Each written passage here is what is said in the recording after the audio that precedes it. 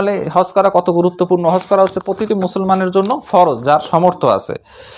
একবার আল্লাহ রাসূল সাল্লাল্লাহু আলাইহি ওয়াসাল্লাম খুতবা দিতেছিলেন এবং বলতেছিলেন যে ইয়া আইয়ুহান নাস ইন্নাল্লাহ কাতাবা আলাইকুমুল হজ, হে মানব সমাজ, হে মানব জাতি, আল্লাহ তাআলা তোমাদের উপর হজকে ফরজ করেছেন। তখন ফাকামাল ইকরা বিন হাবিস নামক এক ব্যক্তি সে দাঁড়িয়ে গেল। ফাকালা, তখন সে জিজ্ঞাসা করল, আল্লাহ রাসূল সাল্লাল্লাহু আলাইহি ওয়াসাল্লাম বলল, আফিকুল্লি আমিন ইয়া রাসূলুল্লাহ, হে আল্লাহ রাসূল সাল্লাল্লাহু আলাইহি ওয়াসাল্লাম, প্রতি বছরে কি হজ করা ফরজ? জিজ্ঞাসা করলো। তখন কলা লাউকুলতু, আমি যদি এটা বলি যে হ্যাঁ ফরজ প্রতি বছরই, লাওয়াজাবা, তাহলে এটা ওয়াজিব হয়ে যাবে, তাহলে তোমাদের উপর এটা করতেই হবে।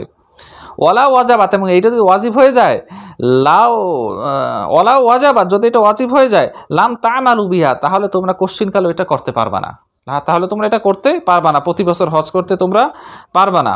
ওয়ালাম তাস্তাতিউ, এবং তোমরা এক্ষেত্রে সক্ষম হবা না, তোমরা এটা করবা না। প্রথমে বলছে আল্লাহ রাসূল সাল্লাল্লাহু আলাইহি ওয়াসাল্লাম যদি প্রতি বছর হজ করা ফরজ হয় তাহলে তোমরা এটা করবা না, তারপরে বলছে তাহলে তোমরা এটা সক্ষম হবা না, করতে সক্ষম হবা না। আল হাজ্জু মাররাত, হজ হচ্ছে একবার।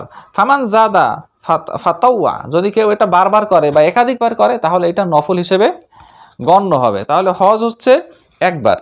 এই একবার হজই অনেকে করে না, অনেকে একবার হজ ফরজ হয়ে আছে, টাকা পয়সা অনেক আছে, কিন্তু সেটা করতে আসে না।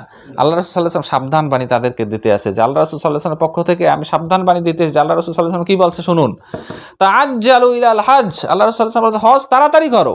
তাআজ্জালু ইলাল হজ, তোমরা হজকে তাড়াতাড়ি করো। ইয়ানিল ফারিদা, ফরজ হজ, এখানে হজ বলতে বুঝাইছে ফরজ হজ, ফরজ হজ তাড়াতাড়ি করো, যদি সামর্থ্য হয়ে যায় তাড়াতাড়ি করো। ফাইন্না আহাদাকুম লা ইয়াদরি, কেননা তোমাদের কেউ জানো না যে মা ইয়ারিদুল্লাহ, তার সামনে কি উপস্থিত হতে যাচ্ছে, তার সামনে কি বিপদ আপদ আসতে আছে, এটা তোমরা তো জানো না। আগে হজ তোমাদের ফরজ হয়ে গেছে, হজ করো, সামনে দেখবা যে হজ যদি হজে গরিমসি করো, অনেক বিপদ আপদ সামনে এসে পড়তেছে, তখন তোমার আর জীবনে হজ করা সামর্থ্য হবে না।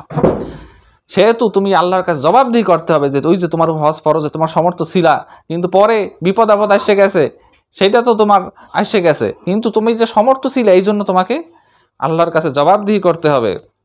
এরপর ওমর ইবনুল খাত্তাব রাদিয়াল্লাহু আনহু আরও কঠোরভাবে বলছে, হজ যারা হজ করে না সামর্থ্য থাকা সত্ত্বেও, ওমর ইবনুল খাত্তাব রাদিয়াল্লাহু আনহু বলছে লাকাদ হামামতু, যে আমার ইচ্ছা হয়, আমার ইচ্ছা হয় কি, আন্না আবা আসা রিজালান ইলা হাযিহিল আমসার, যে আমার ইচ্ছা হয় যে এই শহরে মদিনায়, অর্থাৎ আমার ইচ্ছা হয় যে শহরে লোকজন পাঠিয়ে দিই, লোক পাঠিয়ে দিই। ফায়ানজুরু কুল্লা মান লাহু জাদাতুন ওয়ালা মিয়াহুজ্জা, এবং তারা খোঁজ করবে, লোকগুলো খোঁজ করবে, যে দেখবে যে কারা কারা সমর্থ থাকা সত্ত্বেও হজ করতে আসে না, ওয়ালা মিয়াহুজ, এবং সমর্থ আছে, লাহু জাদাতুন, তাদের সমর্থ আছে, ওয়ালাম ইয়াহুজ্জুন, কিন্তু হজ করতে আসে না। ফায়াদরিবু লাহু আলাইহি জিজিয়া, এবং আমার ইচ্ছা তাদের উপর জিজিয়া আরোপ করতে, জিজিয়া আরোপ করে দেবো। জিজিয়া আরোপ করে কাদের উপর? যারা অমুসলিম তাদের উপর। তখন ওমর ফারুক রাদিয়াল্লাহু আনহু বলছে যে মা হুম বি মুসলিমিন, তারা মুসলমান না, তারা মুসলমান না, দুইবার বলছে তারা মুসলমান না, সেই জন্য তাদের উপর আমার জিজিয়া আরোপ করতে ইচ্ছা করে। ওমর ফারুক রাদিয়াল্লাহু আনহু আরও বলছে লায়ামুত ইয়াহুদিয়ান আও নাসরানিয়ান, তারা ইহুদি হয়ে মরুক, তারা নাসারা হয়ে মরুক। কারা? ইয়াকুলুহা সালাসা মাররা, তিনবার বলছে, ইয়াকুলুহা এটা তিনবার বলছে, তারা ইহুদি হয়ে মরুক, তারা নাসারা হয়ে মরুক। রজুলুন মাতা, সেই ব্যক্তি কে?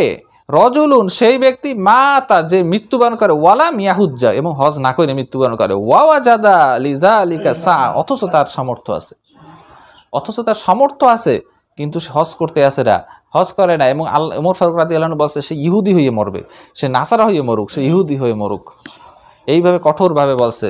অথচ আজকে দেখা যাচ্ছে অনেক মানুষ টাকা পয়সা অনেক আছে, কিন্তু বিভিন্নভাবে গরিমসি করে মারপ্যাচ করে হজ করতে আসে না, নিজেকে করতে আসে, ব্যস্ত রাখতে বিভিন্ন ব্যবসায়িক কাজে, বলতেছে না আমি গরিব, তা অথচ তার কিছু একটা দিয়েই সে হজে যাইতে পারে, যে কোনো একটা ব্যবসাকে টুই করে হজে যাইতে পারে, সামর্থ্য আছে, কিন্তু সে ব্যবসায়িক আর দুনিয়াবি আরও উপার্জন করবে, গরিব হয়ে যাবে, এই চিন্তা ভাবনার কারণে সে হজ করতে আসে না। তারপরে আমরা আলোচনায় আসবো